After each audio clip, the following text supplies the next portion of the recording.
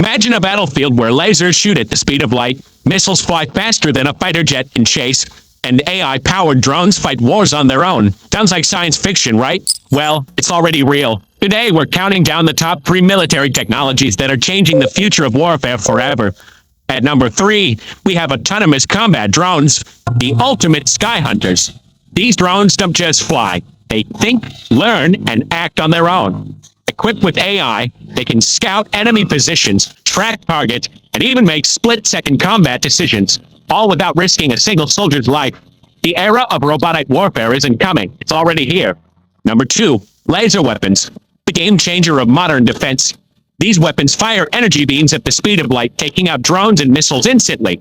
No bullets, no explosions, just a silent, invisible strike that's faster than anything you've ever seen. The U.S. Navy has already deployed them, and they're rewriting the rules of air defense. And at number 1, hypersonic missiles. Weapons so fast they travel at over 5 times the speed of sound. By the time they appear on enemy radar, it's already too late. No current defense system can catch them. These missiles are the future's ultimate power move. So, which of these technologies blew your mind the most?